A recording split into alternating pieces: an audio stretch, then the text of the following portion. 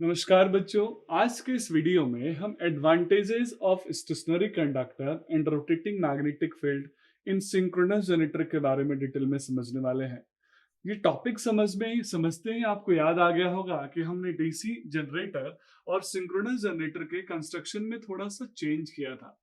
वो चेंज कुछ इस प्रकार था कि जहां डीसी जनरेटर के अंदर आर्मेचर रोटर पे था, यानी रोटर को ही हम आर्मेचर बोलते थे, रोटर पे ही मेन वाइंडिंग थी, जिसकी वजह से प्रॉब्लम्स क्रिएट होता था। इस प्रॉब्लम को दूर करने के लिए हम आर्मेचर वाइंडिंग को उठा के सिंक्रोनस जनरेटर में स्टेटर पे लेके चले गए। मींस जो मेन वाइंडिंग थी, मेन कंडक्टर था, वो स्टेशनरी हो गया। इसीलिए यहाँ पे वर्ड है स्टेशनरी कंडक्टर। सिमिलरली बच्चों, जो डीसी जनरेटर में फील्ड सिस्टम जो स्टेटर पे था, स्टेशनरी फील्ड सिस्टम था, उस स्टेशनरी फील्ड सिस्टम को हम सिंक्रोनस जनरेटर में रोटर पे लेके आ गए। अब है तो वो डीसी का फील्ड सिस्टम, चूंकि रोटर रोटेट होता है मैकेनिकल इनपुट इन मैकेनिकल एनर्जी लेके, इसीलिए वो रोटेटिंग फील्ड कहलाया।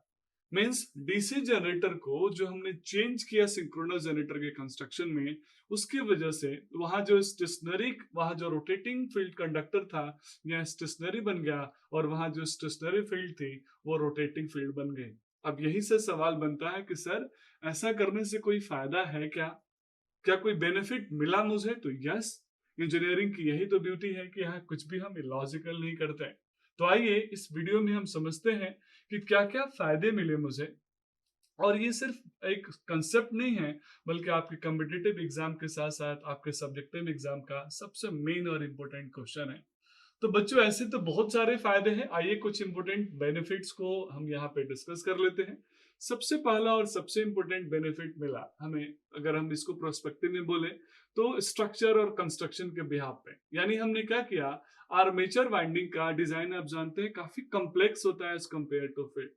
कॉम्प्लेक्स का मतलब है वहां कंडक्टर की क्वांटिटी ज्यादा होती है, स्टार डेल्टा कनेक्शन होता है, और वाइंडिंग का नेचर भी थोड़ा कॉम्प्लेक्स होता है, सिंगल लेयर मल्टी लेयर, क्योंकि वो हाई रेटिंग के लिए यूज होता है। तो अगर रोटर पे हम रखते हैं, तो रोटर पे उसको असेंबल करना, मेंटेन करना काफी डिफिकल्ट होता है। जबकि हम उसको स्टेटर पे लेके चले गए तो असेंबलिंग करना, उसका मेंटेनेंस करना, उसको डिजाइन करना काफी आसान हो गया। तो सबसे पहला तो ईज ऑफ डिजाइनिंग के प्रोस्पेक्टिव में बोल सकता हूँ कि मुझे बेनिफिट्स मिला जब हम अपने कंडक्टर को, आर्मेचर को रोटर की जगह पे स्टेटर पे लेके आ गए। दूसरा और सबसे इंपॉर्टेंट है इंसुलेशन। बच्चों, आप सब जानते हैं इंसुलेशन की लिमिटेशन हमारे पास है, और यही रीजन है कि आज भी हम जनरेशन, ऐसे नॉर्मली आप सभी जानते होंगे 11 केवी में करते हैं, लेकिन हम जनरेशन आज 21.2 केवी के लगभग में कर रहे हैं, as for high capacity power plant. लेकिन फिर भी इंसुलेशन की लिमिटेशन में, जहां हम 765 केवी का ट्रांसमिशन कर रहे हैं, वहां इतने लो वोल्टेज का हम जनरेशन कर रहे हैं, क्योंकि हमारे पास क्लास ऑफ इंसुलेशन का प्रॉब्लम है। साथ भी अदर पैरामीटर्स भी हैं जो आप ऑलरेडी पहले से समझते हैं। सेम यहाँ पे बच्चों, अगर हम आर्मेचर वाइंडिंग को रोटर पे रखते हैं, तो रोटर रोटेटिंग होता, और उतनी हेवी वाइंडिंग जब रोटेट करती है तो स्वाभाविक है कहीं ना कहीं इंसुलेशन के ऊपर स्ट्रेस पड़ता, यानी इंसुलेशन की क्वालिटी कम होती।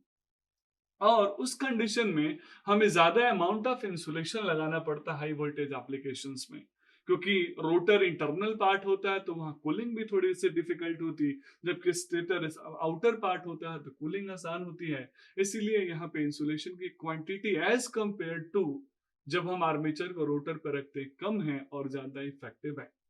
तीसरा हम बात करते हैं नॉर्मली करंट कैरिंग कैपेसिटी को ध्यान में रखते हुए। बच्चों, जैसा कि आप सब जानते हैं, जो आर्मेचर कंडक्टर होता है, आर्मेचर वाइंडिंग होती है, उसी को हम मेन वाइंडिंग बोलते हैं अपने मशीन का, क्योंकि उसी के अंदर हाई रेटेड वोल्टेज जनरेट करते हैं, हाई करंट को हम फ्लो कराते हैं।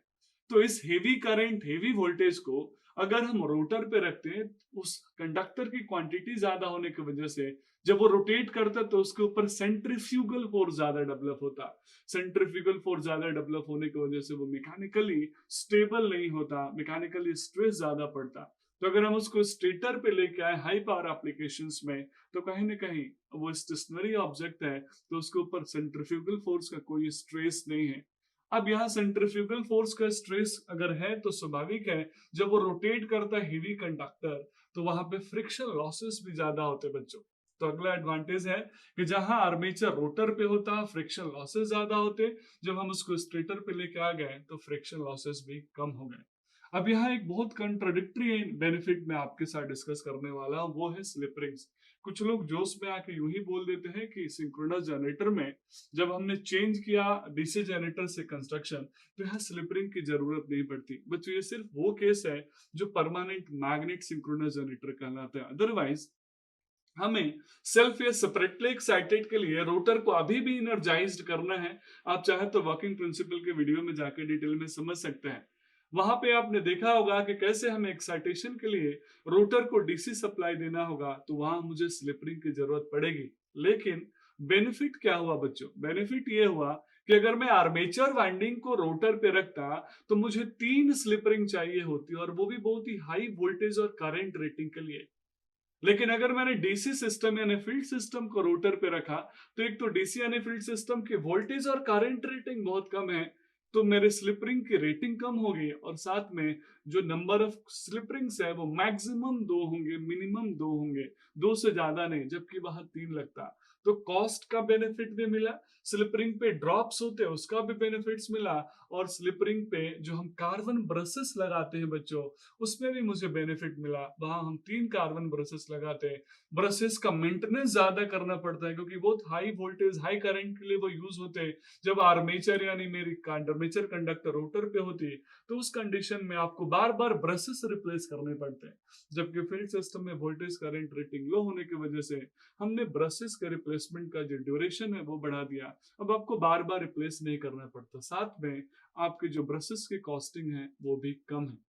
और भी अदर बेनिफिट्स है बच्चों, जैसे मैं बोल सकता हूँ रोटर का वेट और साइज कम होता है एज कंपेयर टू अगर मैं आर्मेचर वाइंडिंग को उसके ऊपर रखता, तो क्योंकि आर्मेचर वाइंडिंग हेवी वाइंडिंग होती है, तो रोटर का वेट और साइज बढ़ जाता। उस कंडीशन में रोटर में होने वाले लॉसेस, शाफ्ट में होने वाले लॉसेस, चाहे वो विंडेज लॉस हो चाहे वो फ्रिक्शन लॉस हो, ये सारे के सारे बढ़ जाते हैं।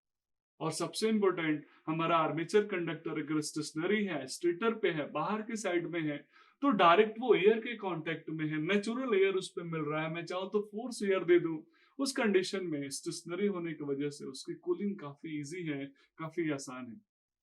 साथ में बच्चों, किसी भी तरह का अगर मेंटेनेंस का जरूरत पड़ेगा मुझे, तो उस कंडीशन में आउटर पेरीफेरी में मैं मेंटेनेंस आसानी से कर सकता हूँ। जबकि अगर वो आर्मेचर कंडक्टर रोटर पे होता, रोटेटिंग होता, तो मेंटेनेंस करना थोड़ा सा डिफिकल्ट होता। तो बच्चों, आर्मेचर को स्टेटर पे रखने से मुझे बहुत सारे पैरेलल बेनिफिट्स मिले, और यही रीजन है कि हम आर्मेचर वाइंडिंग को स्टेटर पे रखते हैं, ना कि रोटर पे। हमारे पास मजबूरी थी। अब चलिए यहाँ कोई कंसेप्ट और डिस्कस कर लेता हूँ जो इंटरव्यू में सबसे ज्यादा पूछा जाता है कि सर, अगर डीसी सिस्टम, अगर एसी सिस्टम, एसी जनरेटर में आर्मेचर को स्टेटर पे लाने से इतना बेनिफिट्स मिला, तो फिर रोटर तो आपने डीसी जनरेटर में ऐसा क्यों नहीं कर लिया था? तो बच्चों, वहां एक लिमिटेशन था, हमने मजबूरी बस किया था। कैसे? क्योंकि डीसी जनरेटर में आपको याद होगा हमने कम्यूटेटर लगाया। कम्यूटेटर इसलिए क्योंकि अंदर फैराडे लॉ ऑफ इंडक्शन से बनता हमेशा एसी है, लेकिन बाहर डीसी चाहिए, और कम्यूटेटर एक रोटरी स्विच होता है। जब तक वो रोटेट नहीं करेगा तब तक वो एसी को डीसी या डीसी को एसी में कन्वर्ट नहीं करेगा, क्योंकि रोटेट करके वो अपनी पोलैरिटीज को शिफ्ट करता है। तो चूंकि कम्यूटेटर और आर्मेचर को साथ में रखना था, इसलिए मुझे मजबूरी में आर्मेचर वाइंडिंग को रोटर पर रखना पड़ा, ताकि रोटर रोटेट हो तो साथ में कम्यूटेटर भी रोटेट हो, और वो डीसी को एसी और एज मोटर में एसी को डीसी में कन्वर्ट कर सके। आई होप आपको क्लियर हो चुका होगा। That's all about this video. Thank you so much.